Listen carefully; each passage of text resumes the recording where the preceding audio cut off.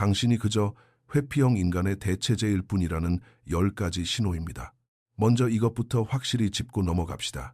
회피형 사람들은 온전히 현재에 머무르며 마음을 열고 눈앞의 사람에게 몰두할 준비가 된 상태로 연애를 시작하는 경우가 거의 없습니다.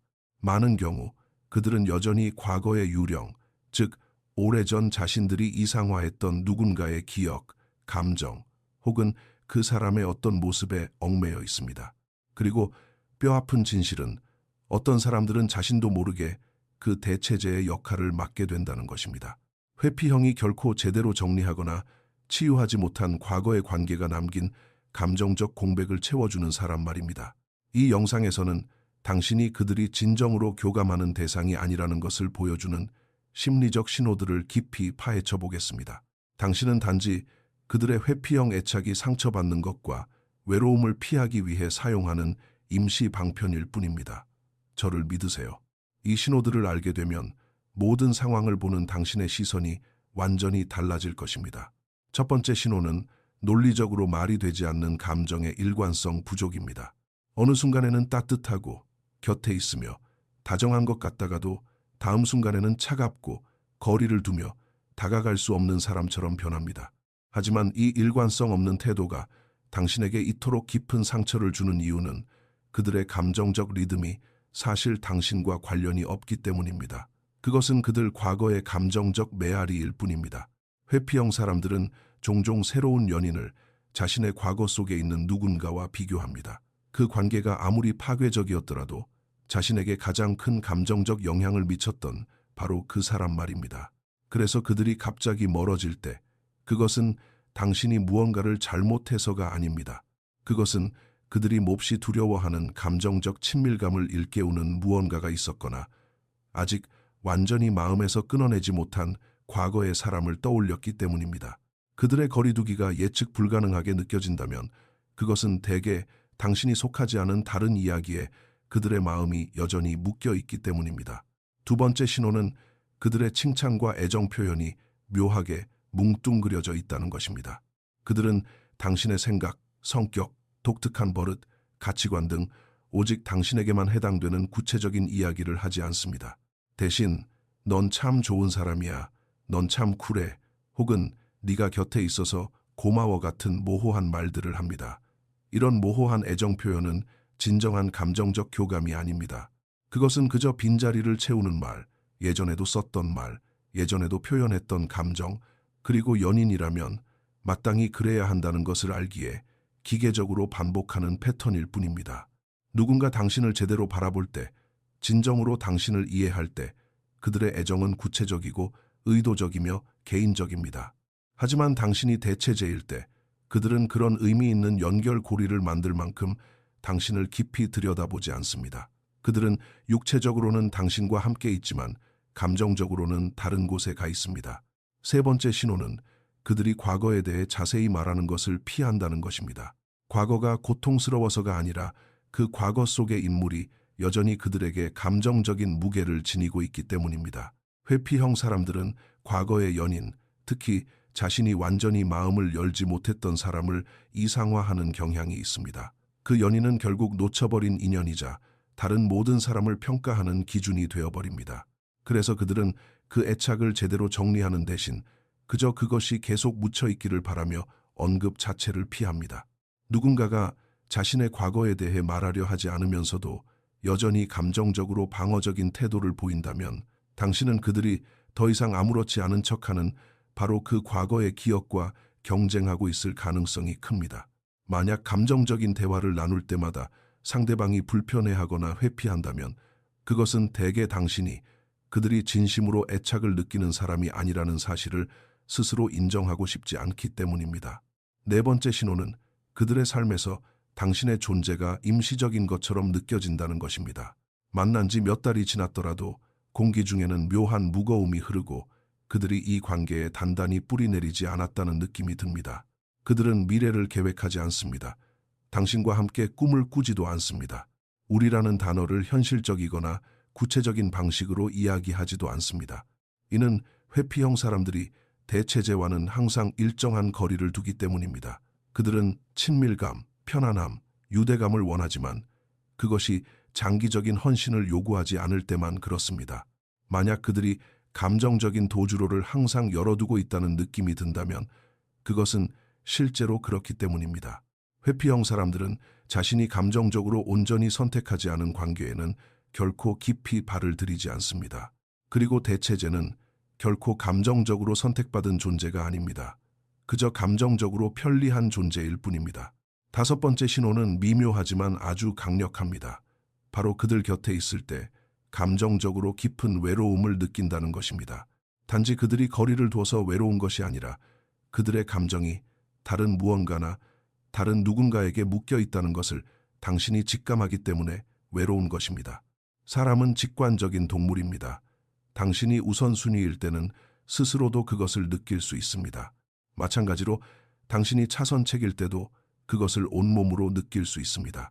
만약 그들이 변하기를 끊임없이 기다리고 있거나 언젠가 갑자기 당신을 선택해 주기를 바라고 있다면 마음 깊은 곳에서 당신은 스스로가 그들의 삶을 공유하는 것이 아니라 그저 빈자리를 채우고 있다는 사실을 이미 알고 있는 것입니다. 회피형 사람들은 자신의 취약성을 드러내지 않으면서도 유대감을 원하기 때문에 이러한 감정적인 림보 상태를 만들어냅니다. 그리고 안타깝게도 대체제 역할을 하는 사람들은 기다리고 희망을 품고 남몰래 실망하는 악순환에 갇히게 됩니다. 여섯 번째 신호는 당신이 쏟는 감정의 크기만큼 그들이 반응하지 않는다는 것입니다. 당신이 깊은 속마음을 나눌 때 그들은 얕게 대답합니다. 당신이 희망이나 두려움을 표현할 때 그들은 그저 예의 바르게 고개를 끄덕입니다. 당신이 사랑을 보여줄 때 그들은 그것을 받아들이기는 하지만 당신과 같은 깊이로 되돌려주는 일은 거의 없습니다. 이런 불균형은 그들이 아무것도 느끼지 못해서가 아닙니다. 그들이 감정적인 유대감을 더 깊게 만들고 싶어 하지 않기 때문입니다. 그들은 당신이 대체 불가능한 존재가 되는 것을 막기 위해 모든 것을 피상적인 수준으로만 유지합니다. 회피형 사람들은 자신이 임시적이라고 여기는 사람에게 노력을 일쏟지 않습니다. 따라서 당신의 감정적 에너지가 일방통행처럼 느껴진다면 그것은 그들이 당신을 곁에 머물게 할 만큼만 내어주고 자신의 내면으로 들어오게 할 만큼은 주지 않고 있다는 뚜렷한 신호입니다. 일곱 번째 신호는 그들이 여전히 과거와 관련된 것들을 찾아보거나 지켜보고 있다는 것입니다. 오래된 사진을 간직하고 있을 수도 있고 예전에 나눈 대화를 다시 들여다볼 수도 있습니다. 혹은 전 연인이 소셜미디어에 무엇을 올리고 무엇을 하는지 우연인 척 다 알고 있을 수도 있습니다.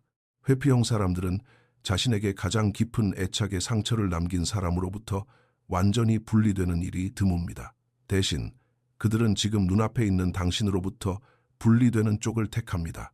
만약 그들의 삶에 당신이 결코 건드릴 수 없는 감정적인 주머니가 있다는 것을 눈치챘다면 그것은 대개 그 주머니 속에 다른 누군가의 흔적이 남아있기 때문입니다. 과거라는 한 챕터를 완전히 끝내지 못한 사람은 당신과 결코 새로운 챕터를 시작할 수 없습니다. 여덟 번째 신호는 감정의 재활용입니다.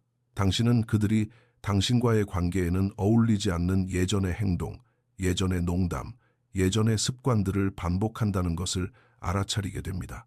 그것은 마치 연습된 패턴처럼 느껴지며 익숙하긴 하지만 당신과 그 사람 사이에서 자연스럽게 생겨난 것은 결코 아닙니다. 왜냐하면 회피형 사람들은 의식적이든 무의식적이든 자신의 마지막 관계에서 가졌던 역학을 그대로 복제하는 경우가 많기 때문입니다. 당신은 당신을 위해 쓰이지 않은 대본 속으로 걸어 들어간 셈입니다. 당신이 대체제일 때 지금 맺고 있는 관계에 꼭 맞춘 특별한 느낌은 전혀 들지 않습니다. 마치 데자뷰를 겪는 것처럼 한 번도 만난 적 없는 누군가의 그림자 속에서 살고 있는 듯한 기분이 듭니다. 아홉 번째 신호는 당신이 감정적인 친밀감을 필요로 할 때마다 그들이 사라져버린다는 것입니다. 일상적인 가벼운 친밀감이 아니라 진정한 유대감이 중요한 순간들 말입니다. 당신이 안심하고 싶을 때, 마음을 열 때, 그리고 당신의 연약한 모습을 드러낼 때 회피형 사람은 즉시 뒤로 물러납니다. 당신이 뭔가 잘못을 해서가 아니라 감정적인 친밀감이 그들이 그토록 조심스럽게 쌓아올린 감정적 거리를 위협하기 때문입니다. 대체제에게는 오직 회피형 파트너가 스스로 안전하다고 느끼는 영역까지만 접근이 허락되며 정말로 내밀하고 친밀한 영역에는 접근할 수 없습니다. 당신이 더 깊은 무언가를 필요로 하는 그 순간 그들은 가차없이 마음의 문을 닫아버립니다. 10번째 신호는 받아들이기 가장 힘든 사실입니다. 바로 당신이 노력을 멈추는 순간 이 관계는 완전히 무너져 내릴 것이라는 점입니다. 회피형 사람들은 대체제에게 거의 투자하지 않습니다. 그들은 당신이 모든 노력을 다하고 일관성을 유지하며 모든 감정적 노동을 짊어지게 내버려 둡니다. 그들은 관계를 만들어가는 데는 참여하지 않으면서 관계가 주는 혜택만을 고스란히 누립니다. 만약 당신이 한 발짝 물러선다면 상황은 나아지지 않을 것입니다. 관계는 그저 끝나버리고 말 것입니다. 왜냐하면 애초에 그들은 당신과 함께 무언가를 지어 올린 적이 없기 때문입니다. 당신은 그들이 건너가기 위해 밟고 지나간 다리였을 뿐 그들이 정착하고 싶었던 집이 아니었습니다. 그렇다면 이 영상을 보면서 당신 스스로가 회피형의 대체제일지도 모른다는 사실을 깨달았다면 어떻게 해야 할까요? 답은 간단하지만 결코 행동으로 옮기기는 쉽지 않습니다. 당신의 주도권을 되찾으셔야 합니다. 당신에게 감정적으로 마음을 내어주지 않는 사람에게 당신의 소중한 감정을 내어주는 일을 당장 멈추세요. 당신을 그저 편리한 존재로만 보는 사람에게 당신의 가치를 증명하려 애쓰지 마세요. 마음이 다른 곳에 가 있는 사람이 언젠가 당신을 선택해 주기를 기다리며 삶을 낭비하지 마세요.